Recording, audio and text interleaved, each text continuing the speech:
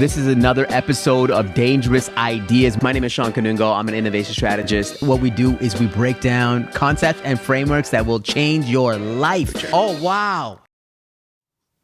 Hey everyone, my name is Shawn Kanungo. This is another episode of Dangerous Ideas. What we do in this podcast is we break down frameworks and concepts that will change your life, change your business, change your career, but most importantly, change your life. And I am super excited about this episode because I have somebody that I have respected for my entire career, somebody that has made a dent in my career, Dalibor Petrovic. He is a partner at Deloitte. He is a global thought leader when it comes to tech trends and the tech landscape. He is the CIO whisperer. Dalibor, thank you for being on Dangerous Ideas. You're super kind, Shawn. Lovely to be here. You know what, Dalibor? I just have to say this at the beginning. You have been one of the most important people in my life, in my career. I have learned so much from you just watching you navigate. And the first part of this podcast will be me just giving you flowers, okay? Oh my God. So let me start with the first story. You once said, I was in a room with you once. Yeah. With clients, and this moment changed my life.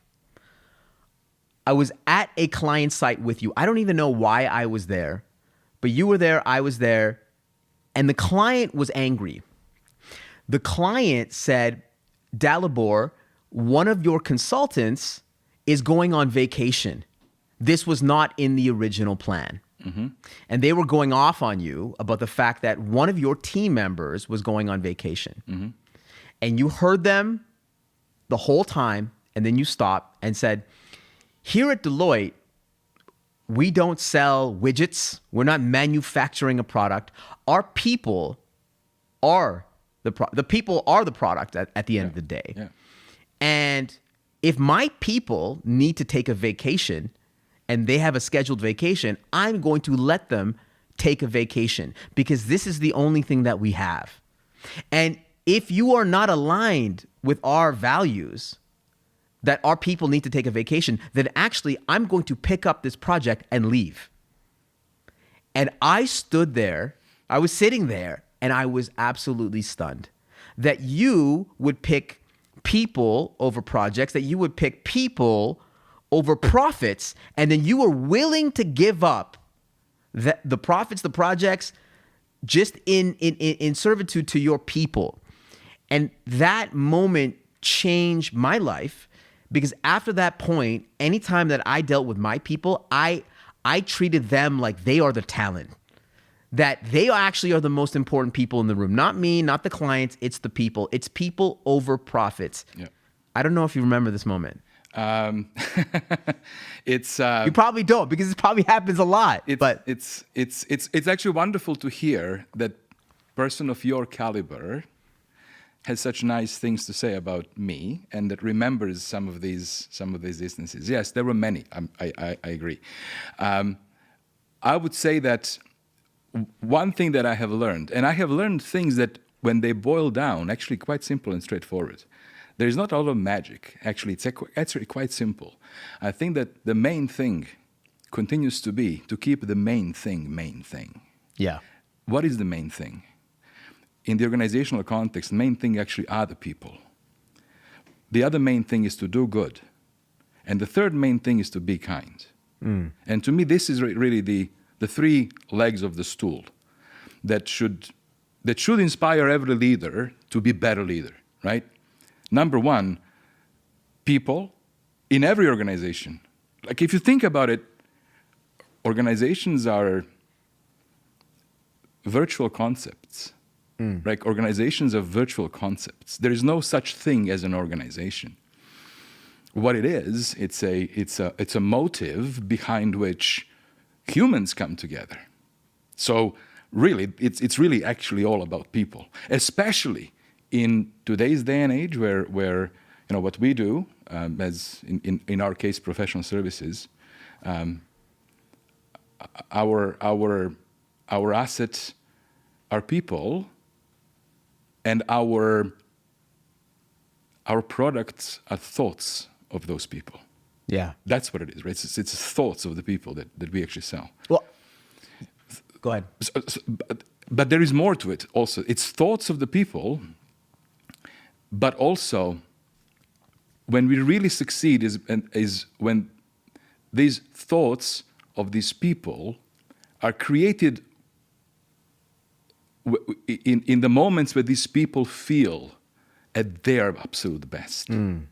Energized, motivated, hungry, proud, but also loving what they do and also being inspired by knowing that what they are going to deliver is going to help others succeed. To have people like that consistently, they have to feel that they are protected and valued. They have to feel that they can be at their best, that the environment is conducive to their success, that they have people behind them. Yes. Right? And they can feel comfortable to actually do what they need to do and want to do and be, in that element. So to me, that's really critically important. Well, and I just find it incredible because, in a competitive landscape, we live in a cutthroat environment where, everyone, especially in professional services, we're looking at, the billable hours. We're looking at, we want to please the client. We're looking at the next project, that you are willing to just give it all up to say, no, actually our people are the most important thing. How can other leaders, embrace this? Or maybe they don't even see the ROI on their existing people right now. Yeah. I actually firmly believe that right organizations, right clients are actually going to respect that and going to work with you because of that. This actually, the approach that puts people first, I feel our client organizations recognize, and the ones that do, they are the ones that we actually want to work with. Right. So there is that, I think, handshake that actually does occur. That ultimately, I actually do want to work with organizations that themselves share these values. Right. And equally, I don't want to work with organizations that don't have that as their value. Now, of course, we are in a commercial business. It's not always possible to choose your clients every single time. But what happens over time, what happens is that one builds a network, one builds a reputation, a brand around them. And clients see that, and they recognize that, and then they seek you out. Yeah. So I have never had a challenge of, not having enough work to, right?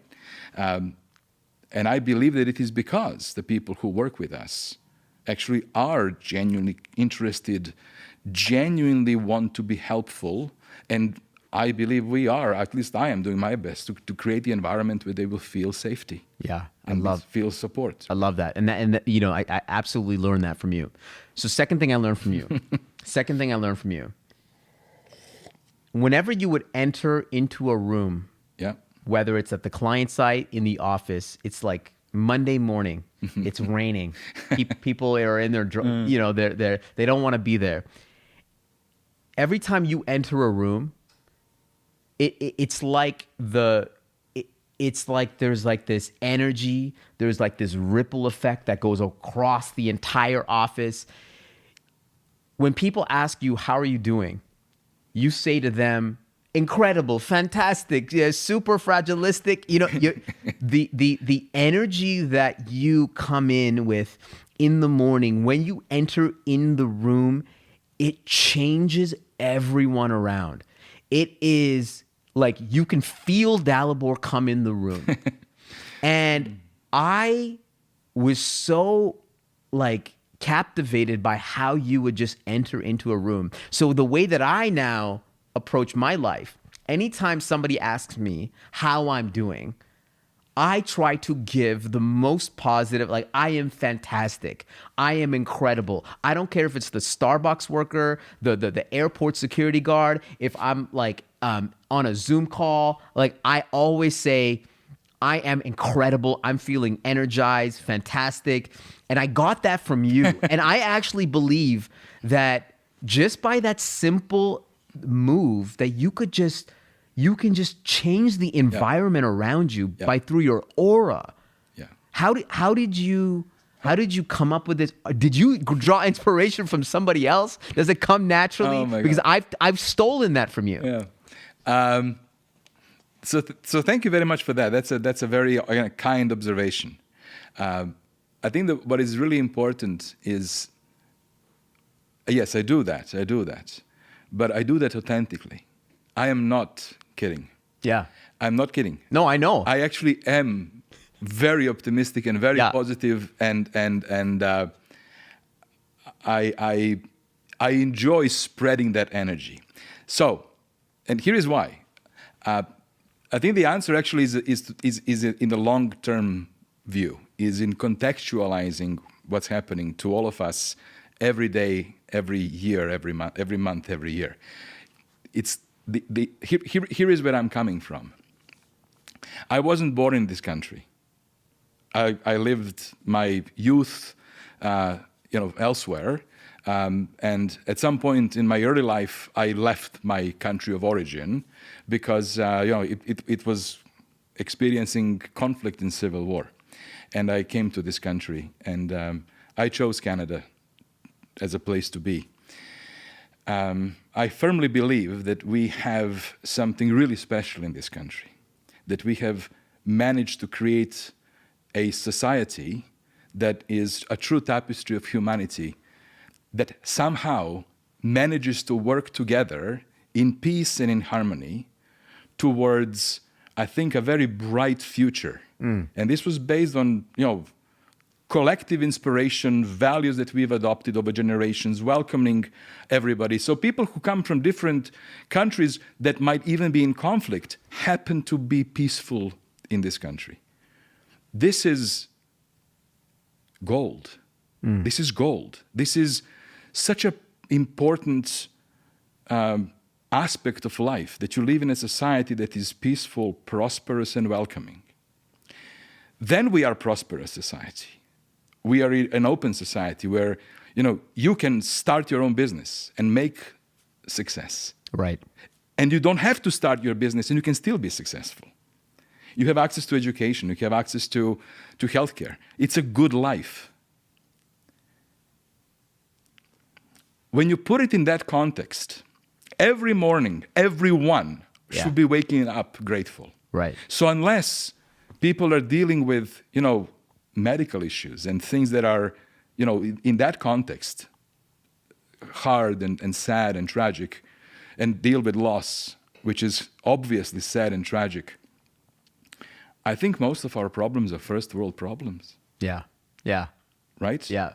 Most of our problems actually are first world problems. And if you think about it, just the fortunate set of circumstances that you are alive today, and in my case, I'm alive today here in this country, doing what I'm doing and surrounded by family and like, how can I not be enthused and happy and energized? Yeah. Right?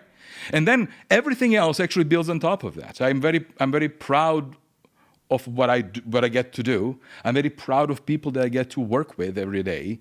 I'm genuinely looking forward to learning something every single day. Of course, I'm going to be in good positive mood, right? I would say what you have is like, I learned this recently, which is restaurant owner energy. You know when you will go to a restaurant? Yeah. You go to a restaurant and then the owner comes by. Yeah. Hey, how are you guys doing? You guys enjoying this? Can I get you more stuff? And then you're like, oh wow, like this. I love it. This is a really great restaurant. We should come here more often. I love it. That's the type of energy. And then I've just seen it how it transforms people, right? And it can. People just feel that they're like, okay, I'm excited to be here. I think that what it does, so I started doing this. I don't remember starting doing this. Yeah, right? No, it's just part of who you are. It was always a part of who I am. But what I've learned over the years, and actually through my career, as I was progressing through my career into more and more senior roles, of course, you get to interact with more and more senior people. That opening is not expected, Yeah. That opening is not expected. 100%. And when I do it, it disarms the people. Yes. It cracks their frowns, it brings a smile to their face. Yep. So it actually sets up the interaction to a more positive opportunity. Yep. Any interaction, whether that's a interaction with somebody you are meeting for the very first time, where you are going to crack a smile from them, or somebody that you are working with that they might actually not have a good day. Yeah. Right? I think it's just genuinely a good thing. I think this is important, as long as it is authentic. Yes. As long as this is not bullshit, because people actually do see through it. Yeah, 100%. Right? So I would say people ought to. We all lead busy lives, and not everybody has the time to meditate and invest amount of time, material amount of time daily to reflect and contemplate. Those who do, good on them. This is fantastic practice that I would encourage everyone to be doing. But many who can't find the time should always remember to find the time that every waking morning as they get up of the bed, reflect on how fortunate we all are. 100%. And introduce some gratefulness and humbleness into the way they're going to approach the day. Love that. And I think that with that mindset, everything else becomes a little bit easier. So these are the dangerous ideas that I learned from you, which was, number one was the people over profits. Number two was how to enter a room. And number three is the power of narrative. So I remember early in my career watching you in a boardroom. And I mean, you're always a very well-prepared person. Sometimes what happens is that, the teams, it's just because they're working late, they don't send you the deck until like the day of or a couple hours beforehand, right? So you actually don't have time to take a look at everything. But now you're asked to come into a boardroom and dance, right? You're supposed to translate what the team has been working for weeks and months and translate that into a presentation of the client. And I remember early in my consulting career, I would watch you in a boardroom, and it was like I've never seen someone create. It was like a symphony. It's like a beautiful orchestra where, without even seeing all the material, you can influence and persuade and move a client to a particular decision. And just through the power of storytelling, creating an incredible narrative. And I always sat back there. I'm like, I will never be able to do what Dalibor does. I remember talking to Kwok, somebody that we know very well, who was a mentor of mine as well. I said, how does Dalibor do that? How does he go in the room and be able to just understand the room, be able to tell such a powerful story? I mean, I know he didn't look at that whole deck. And I realized over time, it's actually about, it's about 10,000 presentations. It's about being in that room 10,000 times that you were able to do that. And I only realized that until I was a decade into the firm, and I'm like, wait a minute, I kind of had that Dalibor ability now, right? I'm developing it over time because you just get used to being in that room so many different times, and it's the reps. But it's really about developing the power of narrative. And the reason why I have gone on and really doubled down on my storytelling and narrative is because I had those 10,000 reps in consulting, yes. And that you're constantly in those rooms. So that's what I learned from you. It's really impressive. I'm just humbled to hear your comment, because clearly you are now world-class influencer. Well, I appreciate that. A master storyteller, and it's just for me very fortunate to see how far and wide you spread your wings, and impact you are making. So it's very humbling for you to say something like that to me. I really appreciate it. I think this is what separates us from other animals. We are the only animal on this planet that can communicate fiction, right? That can communicate fiction. And how we do that through stories, right? So to me, it is an essential an essential human attribute that we all have as species, right? We all actually have the capacity to imagine fiction and tell stories. And I think you're right. That is how we established initial societies, how we kept humans together, how these communities became societies, emerged into countries and civilizations, right? It is through storytelling. So this is why I think storytelling is actually one of those foundational connections that connect people, foundational connections between people. Yeah. This is why I think it works so well. Yeah. Right? You're taking individuals on a emotional journey. Yeah. Right? Now, if you stick to these basic principles that I started with, which is the people are really what matters at the end of the day, always be good and do good and always be kind. If you have those principles that guide you, then taking that and contextualizing it in the story is, I think, a very powerful way to go. Now, what else you need to do? That cannot be the end. You also need to really try your best to understand who is your audience, who are those people, who are they in their chemistry, in their style, in their approach, but also what are their aspirations and hopes? Yes. And what are their fears and worries? We all have them, right? Now, obviously, you cannot know these details when you enter the boardroom for the first time, or any room for the first time for that matter. But this is the outcome of years of spending time with clients and understanding them, right? So to a certain degree, one at some point perhaps even starts to develop an intuition around, whom these characters might be that you're interacting with a small quantity of interaction, right? And that then, if you are emotionally in tune, should help you adjust your style in the moment. Right. Right? And I think that's actually I think is a differentiation between those who are really good at this and those who are truly excellent at it. Right? Is that you establish connection with the audience that goes beyond the topic into the emotion. Yeah. Yes,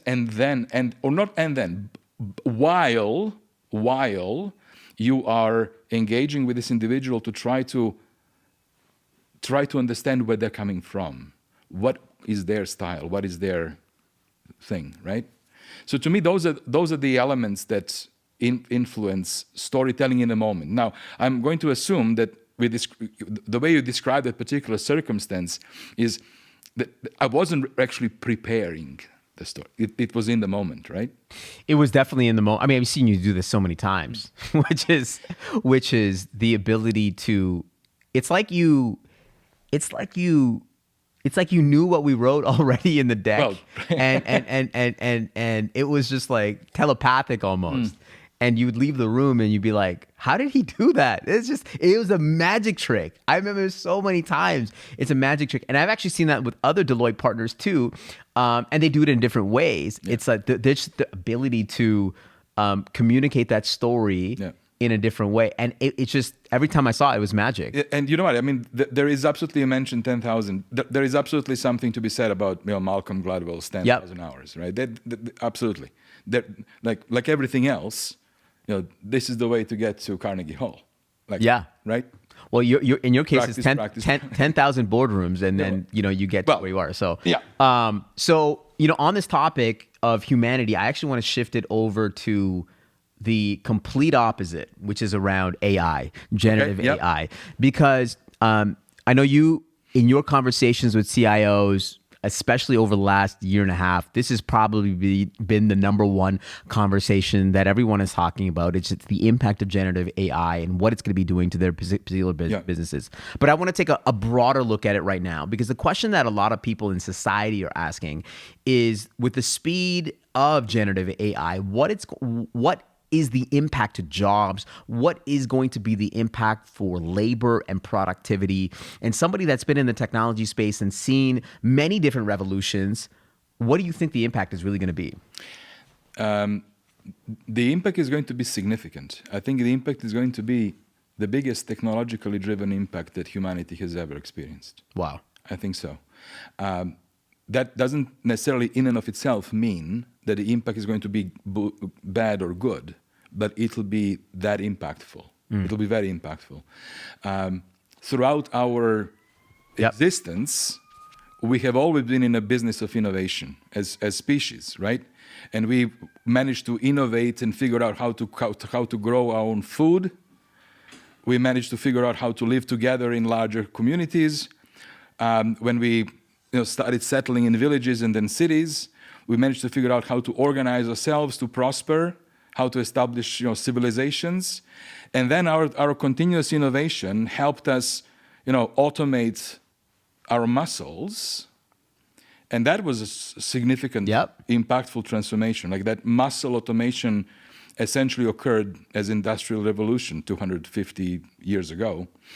Even before that, probably with the agricultural revolution. Agricultural revolution first, as I mentioned, like we learned how to grow food. That was the first revolution that then led us to figure out how to now live closer to each other and how to establish communities and how to stay at peace amongst people who are not in your tribe, right? That all took effort and progress and innovation and improvements. Then the Industrial Revolution that made, we all know what it did. It actually brought us to here. It completely changed how the world works. It completely changed everything, right? The last 250 years of Industrial Revolution. But if you think about it, that evolution, Industrial Revolution, that was a revolution on supplementing human muscle with machine, right? This is now supplementing human thought with a machine. And we have never been in that situation before. We have seen versions of this. A small, a simple calculator is a superpower machine, super powerful machine. So we've had some sort of peaks into, super powerful elements of technology. But what this brings us is something completely new and different. And I think impact is going to be very, very significant. Not just Gen AI, just generally AI. I would view Gen AI as a icing on the cake. Yes. Right? The cake actually are the AI capabilities, machine learning capabilities that will eventually graduate closer and closer to general intelligence. Right? But even I think the impact is going to be significant. It's funny because I was listening to one of your last conversations with a CIO, and then you were talking about the fact that is Gen AI overhyped, right? And I know Gartner has already put generative AI at the peak of their hype cycle. It is. My belief is that it's actually underhyped. I don't think that we've even started to even crack the surface on the possibilities and opportunities in this particular space. And I think saying that it's overhyped is actually an insult because it is going to be transformative.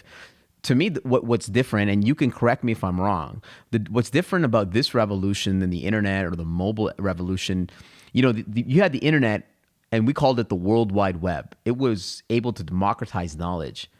But today, what generative AI is helping us do is to me, it's worldwide work. It's actually democratizing work. Like you can get actions done. You can get things back that you've actually, whether it's using an AI agent or just like simply narrating something, you can get something back. And to me, this is transformative and it's so accessible that it is going to be transformative. And I don't think we've even figured out. So I don't think it's overhyped. So what you said is something really important, and this is maybe this is actually that unique element that makes this very different. All the technologies so far were supplementing us, like agriculture supplementing the muscle, the Industrial Revolution replacing our muscle, multiplying it. Right? We've never really had an opportunity to interact with a system that can interact back to us at the intellectual level. Right. And that's the difference. That's when I say this revolution of us creating supplements to our minds and creating systems that feel like they're thinking, that can actually produce stuff. That is new. Yeah. And from that perspective, that's why I'm saying this is going to be significant. This is a major. We've broken a threshold. We are breaking a threshold. In humanity is a continuous sort of story, I guess. We're now about to break a new threshold. So, but here's what it's about hype. Yeah. I both agree with you and I disagree with you. Let me explain what I mean. I think it's overhyped in a sense that everyone in corporate world is having the fear of missing out and is rushing to it like a herd. And this is the hype that I think is overhyped. What is underhyped is deep, thoughtful realization of what the hell has just happened to us as a species, and how are we going to act on it powerfully but like adults. Yeah. So that we do not let this cause further rifts and harm to our society, which it can. But how do we actually how do we mobilize ourselves and our leaders in politics, in corporations, in society, education, yep. education, to approach this as a serious, mature species we hope we are, you know? Right. So that is, I think, underhyped. That is So, under, you know, people like it's those things are happening in the background, and that I think is maybe we are paying less attention to that, which I think is the real discussion, and we're paying more attention to the hype of, oh my God, how am I going to deploy what are we going to do about this Gen AI, dear CFO, or CIO, or CEO? Right. Right. That's where the hype is. Right. So you've seen the cloud revolution from its infancy to where it is now. Yep. You've seen mobile to where it is now. You've seen the internet. Would you say that cloud was underhyped or overhyped? I think that Like in retrospect. yeah. So what is different? Cloud was, I think, slower to come to fruition than one would have expected, to be honest. It was slower uptake than what would have expected, given the hype that occurred around it about a decade ago. Right. Or 2 decades, yeah. Yeah. Or actually, you're right. 2 decades ago, with the first emergence of that concept. Although concept has been around for 40, 50 years. Like, it's not like I think Salesforce, like they created, they were like the first cloud. Software as a service has been a concept for a long time. But cloud as a technology really it's an architectural solution. It's not like there's nothing earth-shattering to it. Right. It's an architectural solution that allows organizations to, you know, be more elastic in their demand for infrastructure services or application services. It was a conceptual architectural solution, which was very, very important. Yes. But not as radical as what this is. Yeah. And so the difference between cloud hype and Gen AI or AI hype is that, first of all, just by its nature, it is not as impactful as AI is to humanity.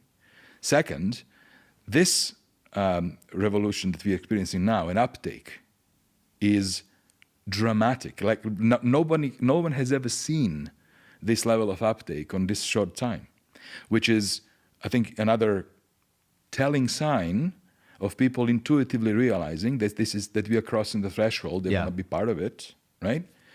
And that, I think, is further fueling the sense of that hype.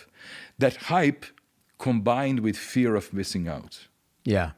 I think that boards, executives, everybody is saying, "Oh my God, are we doing enough? What are we doing? Are we going to be left behind?" I actually think the fear is warranted.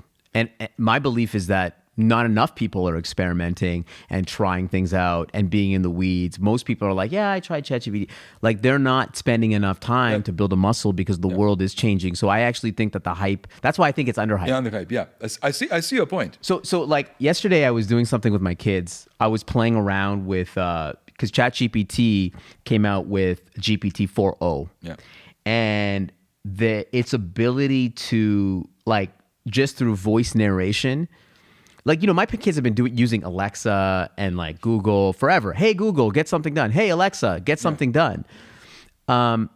This was, it's funny because when I left Deloitte, I actually started a voice AI startup, and it was trying to piggyback off the new revolution as like Alexa and Google. Like, voice was going to be the new interface. Yeah. So, we work with companies like the Bank of Canada and whatnot, like trying to use voice as an interface. And then my realization as to why that failed was because I was actually betting on the wrong horse. This is the horse. OpenAI and generative AI was the revolution that I was waiting for. And as I was watching my kids, for an hour, we were telling stories and getting pictures back, like getting illustrations that they would describe, like, create a donkey like this, just using voice. You could see it already with the kids. Are like, wait a minute. Like, Alexa was different. It can tell us the time. It can get us the weather, but it can't Create. make a picture for us. It cannot create. It cannot create an illustration for us. And that's the difference, is that for the first time ever, people are recognizing that this can get stuff done. And this is just the first iteration. Yeah. When you can, I believe that you can have a one-person, $1 billion organization, because now you have all the tools and technologies at your fingertips. Of course. And you can deploy a whole bunch of agents to get things done for you. And to me, that is what's remarkable, that it's so democratic that my kids are saying, wow, this can action things for you. I mean, yeah, this is underhype. It's underhyped, Dalibor. It is. It certainly it is going to change everything, right? It's going to change work. It's going to change play. It's going to change human interactions. Yep. So there are tremendous benefits to that. But there are also astonishingly high risks to that. So that's what I'm saying. Okay, tell me about the risks. Well, this is remarkable technology for creatives, for self-motivated, driven people. It is astonishing. It's a multiplier. It's a force multiplier of human creativity, right? Not everybody is a creative and self-motivated leader or professional, right? So I think that we need to make sure that the future we are building continues to be the future where 8 billion people find happiness, yes, and prosperity and peace. And so the opportunity, I think, of Gen AI, of AI, of automation in general, the opportunity is to liberate us from menial things and be our personal, polymath at our side. Yes. And that's the beautiful world that I would like to see, that will liberate humans, from doing menial work, yes, into doing more impactful work. So what do we do with those liberated people at scale is the question that I think we need to be asking ourselves and asking our organizations, corporations, and governments. And I think, we're going to figure that out. So here is the good news about that. There's a good news about this, I think. The good news is that, I don't know the percentages, but I'm going to say that out of the 80% of people who will be liberated by AI doing work that is menial, laborious, that they genuinely feel liberated, huge percentage of those people ought to be now empowered to actually pursue their dreams, right? To pursue their dreams. And they will be successful, they will be able to thrive, they will be able to succeed because of the access to technology like this. But there will be a material proportion of population that we cannot afford to leave behind. The question that I think we need to be asking ourselves is not what do we do with creatives. Creatives are going to create. They will be figuring out ways to leverage this technology for the betterment of them and their organizations and their interests and their ambitions and their messages and their impact. But what do we do with people who are out of that ecosystem? We have to make sure that we create an environment where those people will also feel valued. That we don't end up in a situation, Yuval Noah Harari. But are you saying that these are individuals that don't have access to the technology, or are you saying that they just don't have the capabilities, interests, ambitions, drive, right? Drive. They might prioritize different things in their lives. Yes. Right. And there is a large part of the population that lives like that. Right. They prioritize different things to work and such. Yep. Right. You were mentioning Yuval. Sorry, I interrupted. I was going to say Yuval Noah Harari talks about this. There are two futures in front of us. Okay. There is a utopian future, which is the future that I would love to see, right? Where technology actually has helped liberate humanity so that we can be better in what we intrinsically, intuitively are made to do, right? Right. Where everybody will have a chance to truly be their best version of themselves. Because those ties that are tying us down daily from 9 to 5 or they're lifted and we are liberated. Right? Yep. And we have organized ourselves such that it is technology that is creating and addressing our basic needs, right? Yep. So we don't have to worry about where the food is coming from and where the shelter is coming from and how do I access education and how, that would be that to me would be solved so that we all individually can be at our best. But then there is a dystopian version of that future where humans have become, majority of them have become useful class, he calls it. Useless class. Right. That is a dystopian future that can also be enabled by this technology, right? Yeah. Where massive losses of work and people out, that is a tragic situation that I don't want to be in. So what I'm saying is that this technology is just like any other tool, can be used for good or bad, can be used for good or for bad. Every tool can be done, can be, every single, including a vehicle, right? Right. So how do we ensure that all of the people who are in position of making impact and decisions are guided by doing good and being kind to humanity and humans? That is important. Now, we are sitting here in Edmonton, Alberta, very proudly, but your impact is global. Right. And vice versa, yeah. Right? So this is not... We were like privileged. You're saying we're sitting in a place of privilege in this beautiful studio. It's a gorgeous studio, but what I'm saying is that your impact, your voice is heard globally. You have impact, and you actually have a global impact, like many others. So all of us have part of that responsibility, is where I'm going. Yeah. Especially people who do have a megaphone that can be heard around the planet. Right. These are the things that I think we as humanity need to be thinking about and making sure we are not moving ourselves towards that dystopian future, but are actively thinking and doing things to make it a utopian version of that future. Yeah. So to me, that's really important. This technology will allow us to paint both of these. And I want the one on the left. Yeah. Right? I want the one on the left. So this is what I'm saying. I know that there are efforts occurring under the waterline that is visible to general public, that organizations and governments are thinking about what are the right guardrails around this. How do we protect humanity from the impact around this, right? And I think that actually is a really, really important thing for all of us to get right, while everybody continues actively experimenting, figuring this out, thinking how does this technology make me more competitive, more successful.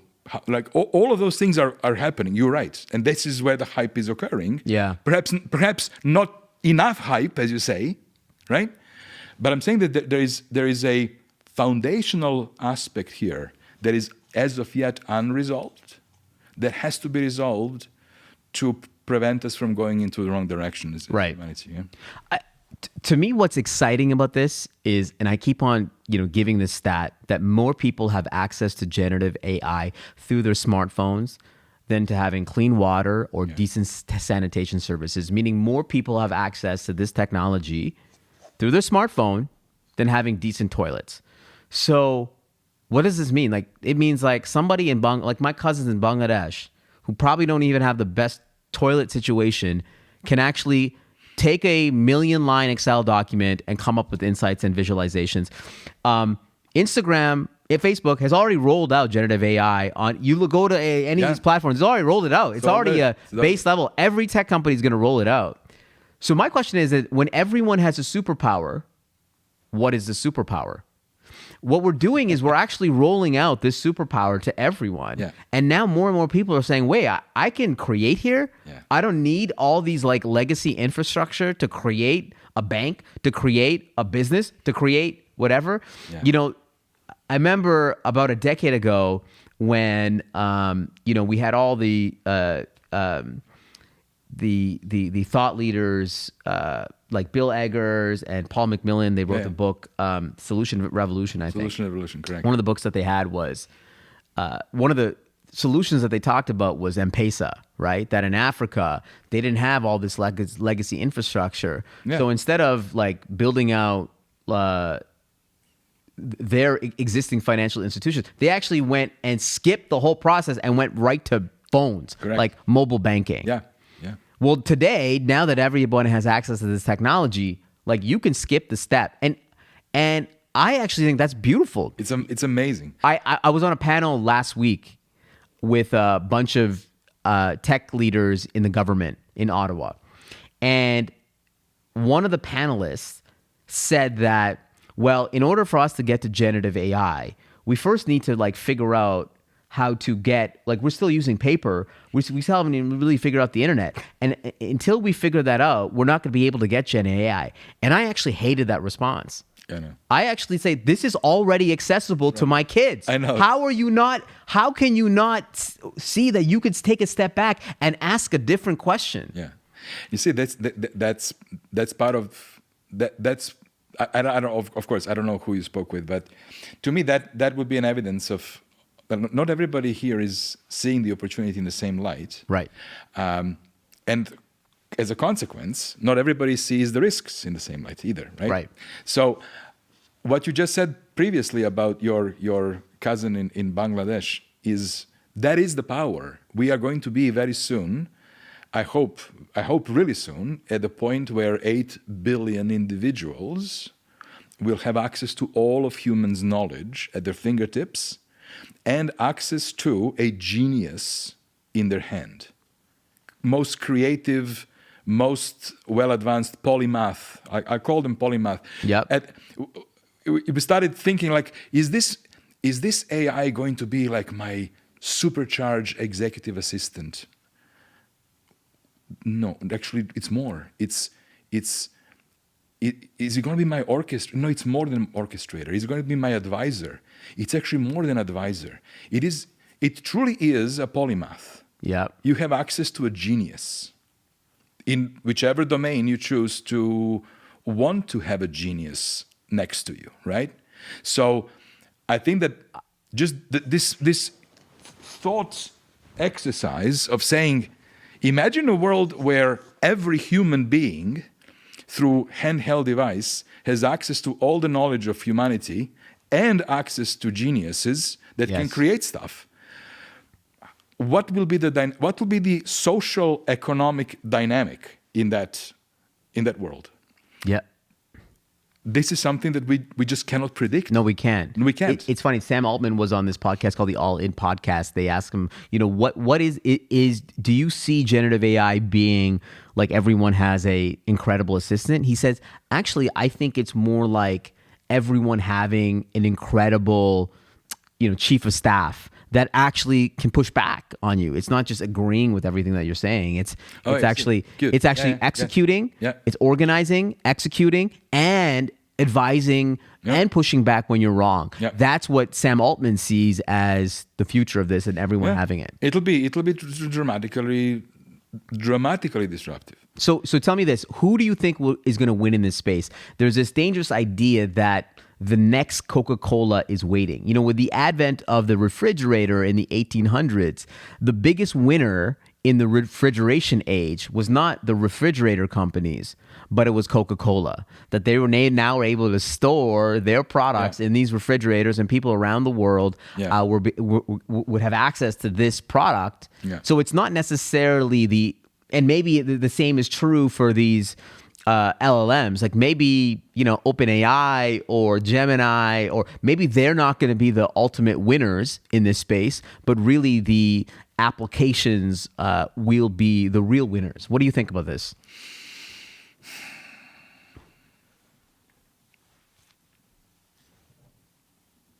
It's a deep question, Shawn.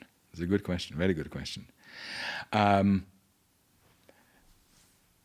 At this moment, we are on a path where the ultimate winners of this could be governments and a very small number of very powerful corporations that own the algorithms, that own the data, access to data. That's, I think, the path we are on at the moment. But I think the winners ought to be us, the people, humanity. The people should be the winners, right? And because of such a polypoly of opportunities, I think there will be Coca-Colas everywhere, right? There will be Coca-Colas everywhere. There will be Coca-Colas in every domain. But I think that's what I would like to see, that to be the winners. But I think that we are heading in a direction at the moment where the ultimate winners could end up being governments and very few numbers of very large corporations. And that is part of the problem, quite frankly. That I think what I discussed earlier, we have a risk of driving this towards a negative outcome. To me, that would be a negative outcome. The positive outcome would be, how can we ensure that this is truly democratized and liberates people so that people can actually amplify their creativity? And when that happens, then I think we'll see Coca-Cola's emerging everywhere. Right. And there will be, and I think that Coca-Cola is a great example. It's a completely non-intuitive winner of an innovation that occurred in refrigeration, right? You would not say, like, people who were inventing the fridge would not have, it wasn't a natural, 3 steps down the road, we're going to have a candy drink company benefiting from this most, right? Yeah. We all experienced the disruption that technology brought to traditional industries, even in our lifetimes, obviously. From the famous, Netflix blockbuster stories, Kodak stories, and so on and so forth. This, I think, is going to be bringing disruption to every single industry in that way. Yeah. And if we pull this off right, in every single industry, there will be their versions of Netflixes and Kodaks and so forth. And that is really the exciting part, but at the same time concerning part. So let me take this conversation to your world within management consulting. Beautiful. And this is I love management consulting because it is the greatest. Like, my time at Deloitte was the greatest experience that I could ever have, just working with really incredibly smart people, working with incredible organizations, and really trying to help them with really juicy problems. No one needs a consultant. They only need one when they actually have a deep problem.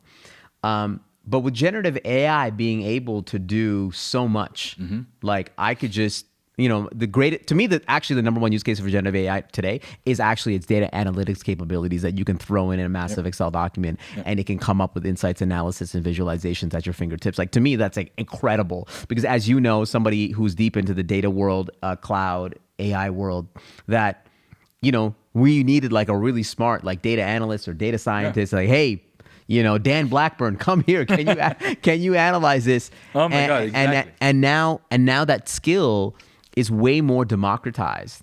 So if I think about consulting, one of the bread and butters of what you do is like nobody can do a big tech implementation. That is actually too difficult, too hard, too intricate. You need the expertise to do that. So that's why the big firms will always be in place. What I'm concerned about is actually all the other firms and their sort of like strategy and planning and that. It's like a lot of that can be like generative AI is taking, right? Let's not beat around the bush. It is going to take. Absolutely. It's an excellent question. And actually, it's a question that we are thinking about very, very actively at Deloitte. You wouldn't be surprised, of course. We've been thinking a lot about this for years, actually, because we know this is coming, right? So exactly, what do we do? What does an advisor do? What does a consultant do at the point where a client can actually ask their genius to develop their corporate strategy, right? Or tech strategy. And that genius system is going to be aware of real-time economic circumstances, real-time competitive analysis, real-time access to your data, real-time access to your clients and their preferences, and can within 30 seconds design a novel strategy for your competitive success, right? What do you do? This is what we do. Like, this is what firms like Deloitte have been doing forever. We were there to help clients think things through, understand the set of options, give them confidence that the option they want to choose is the right one for them, shake their hands and see them succeed. Yes. So I think that in this new world where all of that planning, creation of these, recommendations, strategies, deliverables can be automated and will be automated and will be at the fingertips, I think our role becomes being the scaffolding around leaders to ensure that they are successful in actually delivering those changes. To me, that's where the role is. To position oneself as a coach, advocate, mentor, advisor, and executor, and executor, right? So, and to be that, to be seen, to be observed by the client, to be welcomed into the client's organization and be observed and seen as someone who can bring that capabilities of being a coach, being a mentor, being an advisor, being an advocate, and being a good executioner. You have to have human connection with that client. Yeah. They have to know you. They have to understand what you bring to the table. They have to respect you. They have to, So to me, the future actually of advice and advisory work is going to be more human. Love that. More human, right? And to me, that is going to be a beautiful interplay. Yeah. And organizations who have been investing in nurturing their people so that they become empathic, curious, servant leaders with a mindset of helping others genuinely, doing good and being kind, those are the organizations that would be welcomed. Yeah. To be part of this continuous transformation that clients go through, right? Right. So it won't be anymore, give me the advice at a point in time, but rather it'll be, we know, we have options, they're evidence-based, they are as accurate as they can be, we can automate this strategy. Yeah. We can figure out, our system will tell us where the market gap exists. Our system will tell us what is our customers' preference that maybe even customers don't realize yet, because we have the data, we have the insights. We don't need you to tell us that. We can tell that ourselves now. But where we need is your curiosity thinking, your access to other knowledge, your access to your network. You're too challenging us. Yes. Right? Helping us actually take concepts into reality. Yeah, I think if we would dissect it more, like one of the classic elements of consulting is like you figure out the current state of the organization, then you work with the client to figure out the future state, target state, and then you try to figure out the recommendations that get them there. What's the gap in the middle? How do you close the gap? To me, the current state, you can do you can get that very quickly. You put in the real-time data, the existing interviews, the workshops, get it to feed it, and it will come up with the current state. It might even come up with the recommendations. But I think the role of the advisory firm is to say, how do we reimagine? How do we ask different questions? Let's ask generative AI today, how are you going to innovate your business? It's going to give you some responses that were based on the past. And truly, the only people that are going to be able to create the future are humans. I mean, because the reality is ask generative AI right now how you can make $1 million in 48 hours, and it will give you some ideas. Why don't we all go and do it? Of course we can all try to do it. It's not going to work. So the reality is that we need to, I believe that the future of consulting is actually about innovation. It's actually about where do we extract the most value? How do we create value in new ways? And actually the future of consulting ends up just being, how do we help these companies innovate? Innovate, but also deliver. Yeah, innovate, but also deliver. Right. And that I think is a really important part, because this is actually, with the experience I've gathered over now 3 decades of doing this, it is in the execution that organizations actually fail most of the time. Yes. It is in the execution.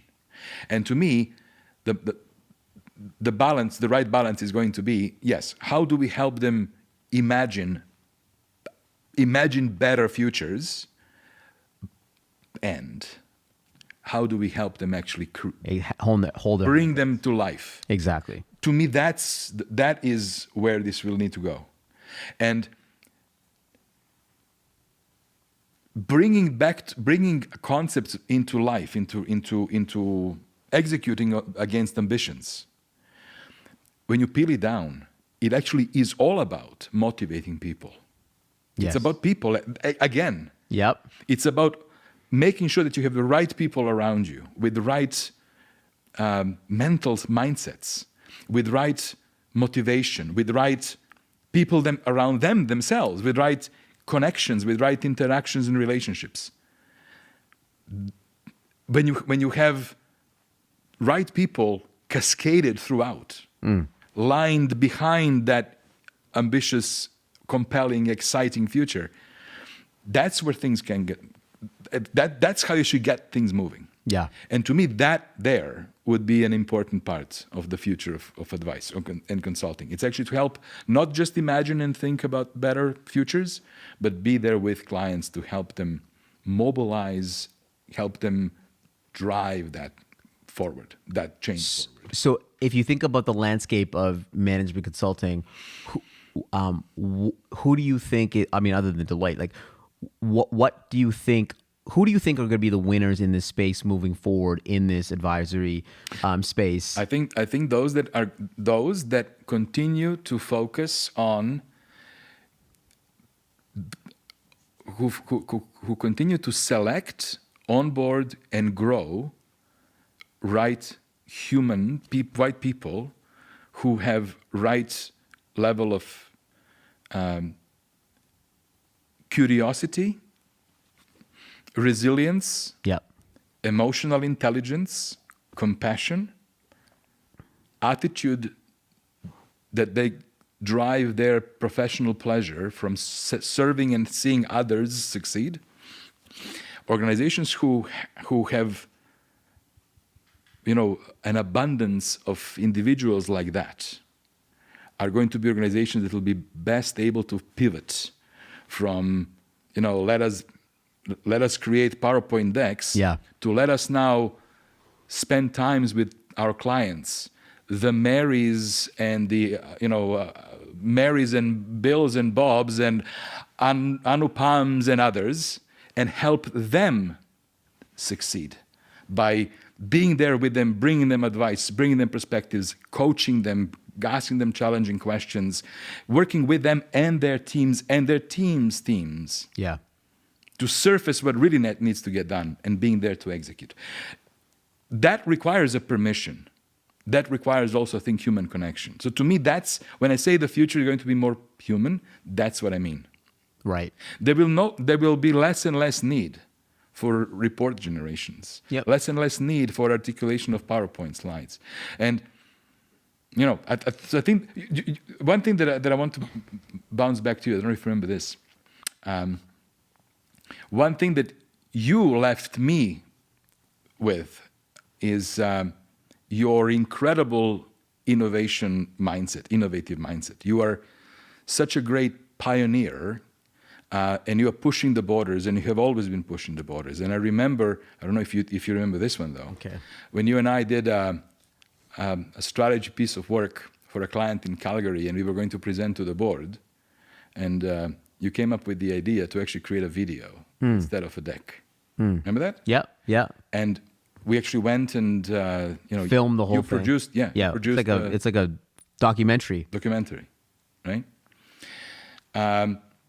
And we actually, instead of delivering a presentation to the board, clicking through slides, which is what they would have seen from every single consultant they would have ever had, what you did is we actually played the movie, Yeah. right? So that to me is an example of imagination and creativity that combined our knowledge and insights with a human touch, Yes. with emotional connection with people who are going to experience what we are trying to say through a completely different channel. Yeah. I think what we're going to be seeing is those kinds of things happening. It'll be, the shift is going to be that radical from 100%. Yep. So I think actually it is those individual organizations that actually can attract and retain and build humans who come up with things like that and are able to deliver them, right? And do that at scale, will be the ones I think that are going to succeed.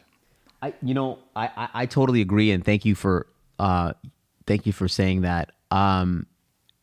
I believe that firms need to embrace more of their superstars in the future, the people that are thinking about innovations, the thought leaders they have, or their super ninja skills at a particular craft, and people know them. Like, I think that's what's going to attract clients at the end of the day. It's like, wow, I want to go to this person because they have the knowledge, the insight, the expertise. This is the right person that's going to motivate. Like, we have all the answers. Ask ChatGPT, it already has all the answers.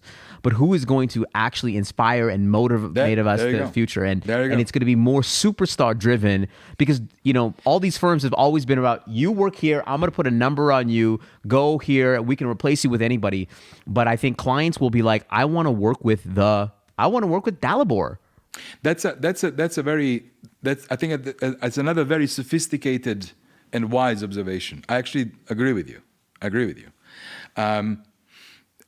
So yes, and the firms will need to have people who are like that, creative innovators. Yeah.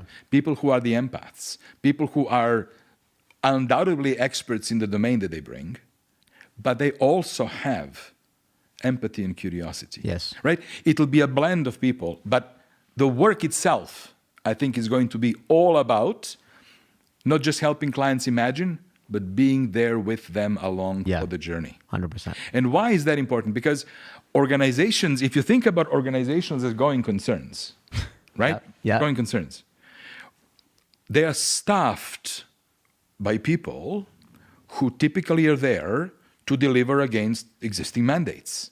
You're hired to run this department, you're hired to drive this sales team, whatever. You are there to drive the mandate. Very few organizations, in and of themselves, have right capabilities to be transforming. That's why they hire consultants. Yes. Right? So, to me, the interplay there is going to be just that. Consultants are going to be brought in, advisors are going to be brought in, not just to paint the picture, and it will be faster and better picture because AI systems and access to data will make it much more real and accurate and evident and true. I think it'll be easier,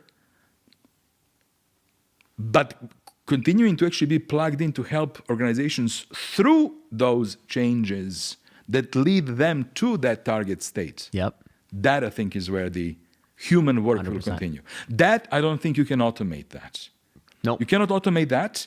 And also, you cannot really expect your existing employees to be self-doing it because they actually have day jobs. Yep. Right? So to me, it is that will be an opportunity for advisory organizations, consulting firms. Yeah. That is different from technology implementation. Yeah, I mean that alone is massive. Yeah. And that will continue. Yeah. And after this wave of ERP modernizations all over the world, there'll be the next thing, and then the next thing. But so I'll tell you. Now we're getting in the weeds of this, but like it's funny because I was talking to somebody who's doing a large ERP implementation, and the company that they're not using Deloitte, they're using another company. They said this company is actually what they've done. They've just outsourced a whole bunch of people in India, and they've given them generative AI and whatever, but they know nothing about our business. And I'm getting frustrated because like they're just implementing a box and they know nothing about our business. And I think the push will be for many firms to be like, hey, we can do these big implementations, but they're just going to use, God bless. I'm India. God bless. They're going to use, the Indians are smart, but they're just not there. They're not empathic. They're not learning about the business. They're not figuring out what the future is going to be. And actually, I think that's going to be more and more important is those people that actually understand the business and help them navigate that and hold their hand. Yeah, you're right. I agree with that. So the answer is, just like with everything else in life, it's the balance. Right. It's the balance. So, and I think that's the current competitive game here. How do we figure out what is the right balance of having people like that, who actually are deeply understanding of the business and the subject matter and the problem, right? But those people are few and far in between, and they cost, right? Right. And how do you combine that with the ability to execute at scale at a price point that is competitive, right? So that's the trick. That's the trick. And so what I'm seeing is that some organizations are actually aggressively counting in future expected efficiency gains in order to win the work. Right. And some organizations are doing it as aggressively as discounting their services by 50%. Wow. In anticipation of what will likely be technology available to them at some point in the near future, right? So that's how they are coming to market. That's how they're winning. The question now remains to be seen. Will that bet play out in their favor? That we don't know yet. Right. But that's what we are seeing. Interesting. But so the answer actually is actually it's both these experts, which I agree with you. Yeah. Combined with the delivery. And I would also say I am mighty impressed with what I have observed in both India and China, in Eastern Europe. Yep. In terms of sophistication of resources. They have blown through the... That there's no doubt that that's the case.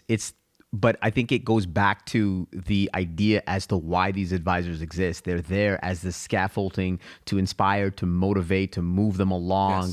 Yes. And that's almost like a bigger piece than actually being able to like plug something into a system. That's right. So now, again, what is also important to appreciate here is that when we talk about Deloitte, it's a large firm and Yeah. we do everything. Yeah, right? exactly. But when we talk specifically about advisory piece of work, like consultants, not technology implementation people, Yeah. but consultants, those who get hired power by the hour traditional management consultants, I think that future is in actually being part of that around your client scaffolding, Yep. to help them imagine and think, to coach and mentor, to challenge them, Yes. right? And when you those who do that well will have a secure future. Yes. And organizations that are just chasing the next project and trying to sell it as cheaply as they can, and like the end is coming to this. Yes. Right, the end is coming to that. I think, to me, that's where the future is. So, we talked about a bunch of dangerous ideas today. I'm going to throw some dangerous questions at you. All right. Okay. If I gave you an extra $1 million, or you know what? If I gave you an extra $1 billion With a B. with a B, 1,000. but you still have to work at Deloitte. You can't use the $1 billion to reinvest in Deloitte. This is side cash that you have, okay? Yeah, okay. But you still have to work at Deloitte. What would you do? Oh my God, what a question.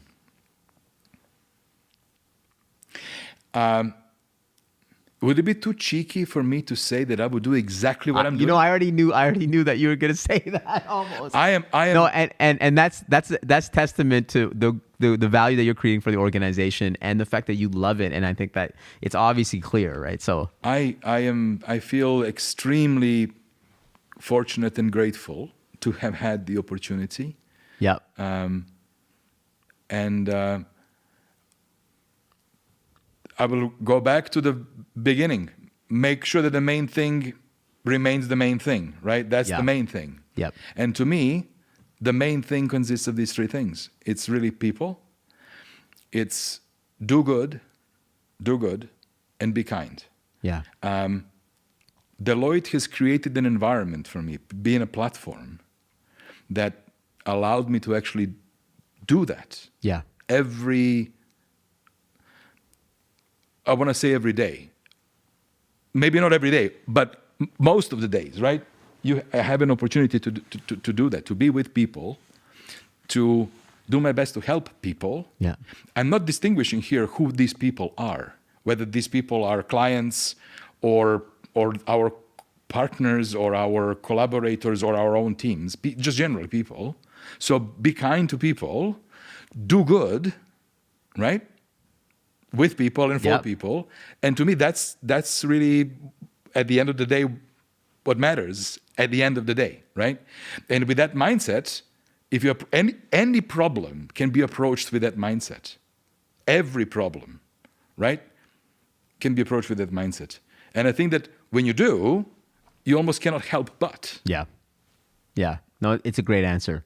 So listen, I don't have the end of this is that I don't have $1 billion to give you to the. Thankfully, But, professionally, obviously, it wouldn't make any difference, right? Yeah. Okay, so another dangerous question is that you think it doesn't have to be about generative AI. It could be about any other revolution. But if you think about a new job, a new career that is created in this universe, what do you think? Which job will create 1 million other jobs in the next 5 years? What net new job will be created there will be 1 million people in that new job in the next 5 years? Oh, well, if I think that if you look at just Gen AI Yep. adoption, right, the prompters would obviously is an obvious answer, right? People who are specializing in designing the right queries and interacting with systems. I'll push back on that a little bit. Good. I think the AI is getting so good that it's almost there's two things. Number one, the AI is getting so good that it's already coming up with the prompts for us. I use this site called Perplexity.ai. It already pre-generates some of the prompts for you. The other thing is that I think the way that we're going to be using it, it's way more conversational. It's going to extract what we want by having a conversation with us. So I think prompt engineering is going to be more of like a skill that it's going to be a base level skill. It's like Microsoft Word, Microsoft Excel, learning how to create a great prompt. I believe that we will eventually get there. Right. Okay. We will eventually get there as a technology. Like we have a point of view on all of these technology evolutions and what is the end state. Yeah. Right. So, and we see them in terms of 3 eternities that takes us all the way down back to the initial invention of the first computer, which happened in 1845, Charles Babbage and Ada Lovelace in London, England. Yeah. Right? They created this first calculating machine. And what they said in this calculating machine, like it was the size of the Volkswagen, is that 3 components need to be in place. One, it has to have a silo where it's going to store arithmetic. Yep. Right? Which is really information storage, right? It has to have the mill that will process arithmetic, just like a proper mill processes grain into flour, right? That's the computation. And it has to have a way for humans to actually interact with it, right? The way to provide input, the way to understand output, input, out, right? This is the user interface, right? So now, if you think about it, all of the innovations that occurred in computer science over the course of the last 180 years can be charted along these 3 eternities. Interaction between system and humans, information, and computation. So now, if you play that movie to the end, to what end are these eternities pushing us? The eternity of computer-human interaction is actually a steady march towards simplicity of interaction. So what I mean by that is technology underneath it is becoming more and more complex, but it is hidden from you, so that you're experiencing the actual simplicity of interaction. It's like electricity. It's electricity. You turn on the light and it's... Yes, and for example, how is this manifesting to us? This steady path towards simplicity. We have moved from punch cards in the 50s to keyboards, right, which is a little bit more natural way to interact. Then from keyboards, we move to swipes, which is even more kind of natural way to interact. We know children, 2 years old, you give them an iPad, and they know how to use it. Yep. They swipe, they touch. Now we are moving to the next phase, where we are not going to need to be doing anything other than what we are normally doing. Talking, thinking, that will be the simplest interface possible, right? The other simplest way is just telepathic. Yes. So Neuralink, yeah. Yes. So I think that we are observing a steady path towards simplicity of interaction. This is where Gen AI's mechanism of how it interacts with you, you can see it playing that role. Yeah. Right? You can see it playing that role. We talked about Hey Siri. We talked about Hey Google, Hey Siri or Google. You have been interacting with your devices at home already for a few years, but you still need to call them out. You still need to say, hey, Alexa, where is my package coming? Hey, Google, right? I think we are moving towards the stage where you won't need to do that at all. You can just simply say, hey, I'm looking to order this, or hey, tell me a little bit. And then each system that you have is going to recognize and arbitrate which system is the right system to actually provide you with help and support and all that stuff. So we are on that trajectory. I love that. But what is really important to also appreciate, not everybody. The humanity is not the upper 1%. Humanity is 100%. Not everybody is on that journey yet. Even in this country, we have significant digital divide and inequity. So I think the blessing for those who are creative, energized, motivated, inspired, this will be a rocket fuel, force multiplier.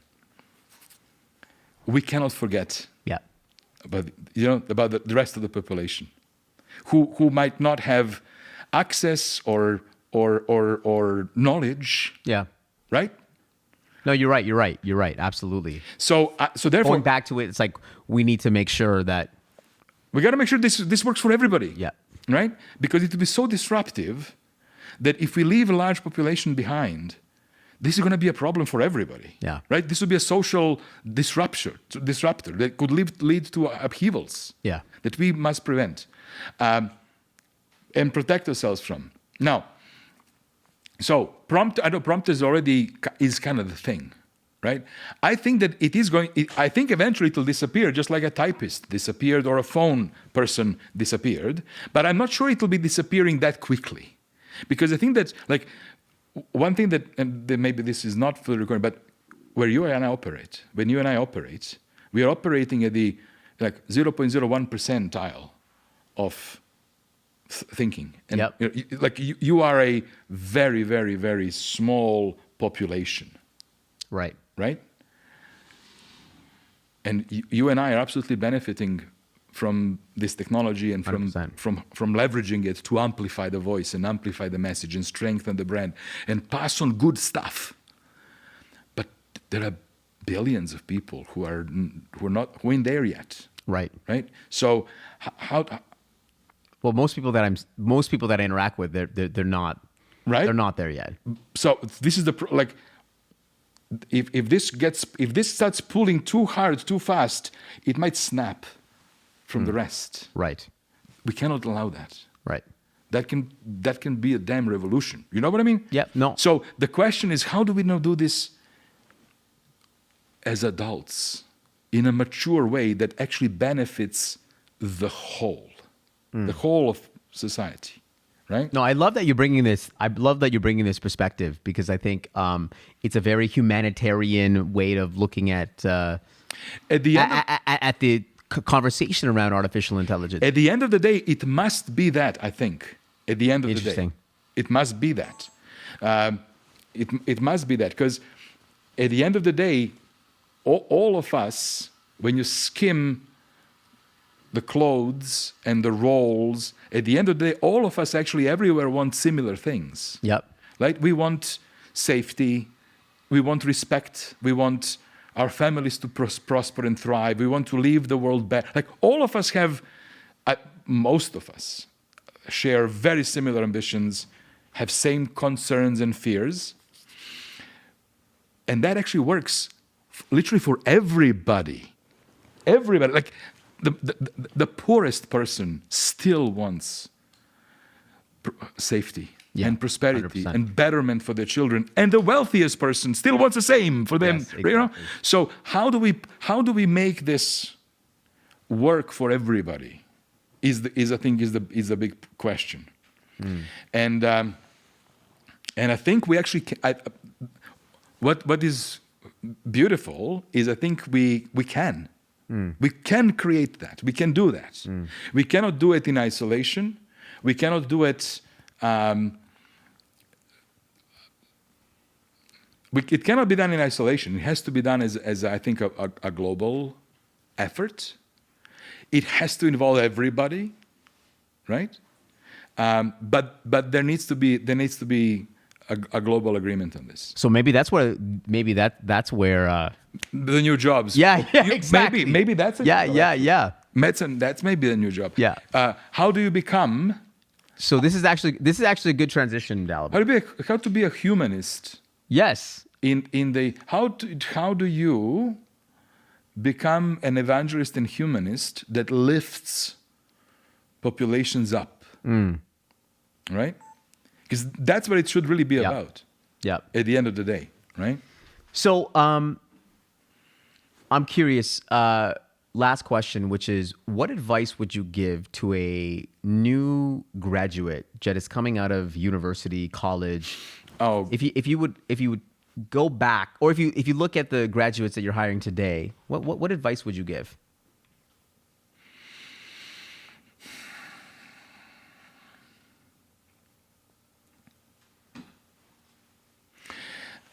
The advice would be pursue your passion. Pursue your passion. especially graduates who are, coming out of school relatively young at the beginning of their professional career, pursue your passion would be my advice. I hear a lot of people saying not to pursue your passion, that you should pursue something that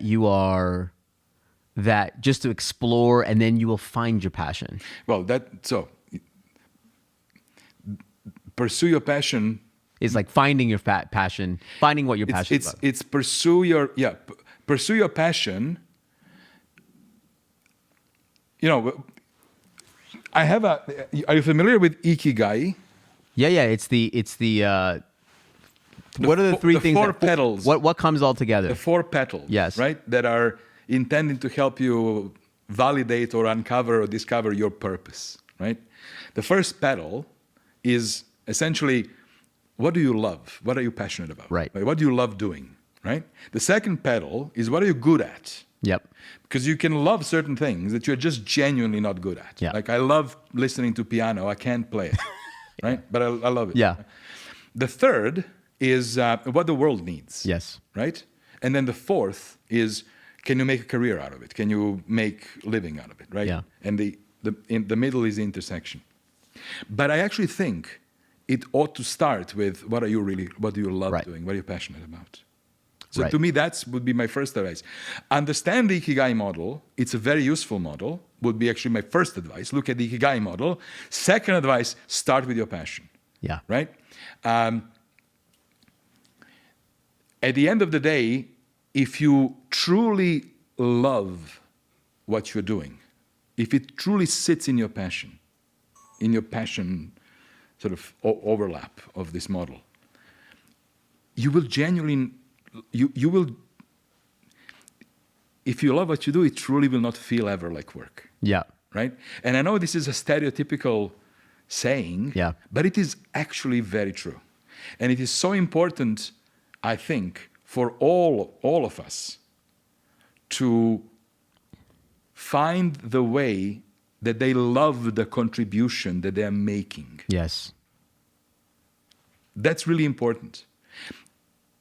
Contrasted to a career that I must do, because that career provides me with resources I need to fuel my body, and that would be the wrong way to go about it, right? So I would say pursue your passions would be my first advice after you understand the Ikigai model. What I would hope people will be bringing to the workforce coming out of university these days is, I think, number one skill that people will need going forward is resilience, which is actually a non-human characteristic. It's a non-human characteristic. I think that humans are... Or it's not a natural... Not natural, that's what I mean. Not a natural characteristic for most people. Mm. Not. You're saying that this generation is weak. No. Okay. I think that... no. What I'm saying is that humans, as animals, are really not designed for change. Right. We are designed to enjoy stability and predictability, right? That's what our natural, for most of us, yes. Right? We actually don't want change. We want predictability and stability and confidence in that things are going to be, we're comfortable with what's known and uncomfortable with what's unknown, right? Hence our flight and fight reflex, yes. to deal with the threats and to deal with the unknown. That's ingrained in us. That's in our reptilian brain. But the environment that we are in now and what's coming is only going to be more disruptive and fastest. Yes. Faster disruptions, more unknown. I could not advise, in all judgment, good judgment. I'm in this situation now. My youngest child has just gotten into university, right? Yeah. So we are in these discussions now. And our older kids are finishing universities. I couldn't advise them in honesty which particular program to take or not take, because I actually don't know whether there will be jobs for that skill set going forward. Yeah. But what I do know, there will be jobs for people who are resilient, open to change, curious, yes. and interested to learn. Curious to the point where it motivates them to actually learn. Yes.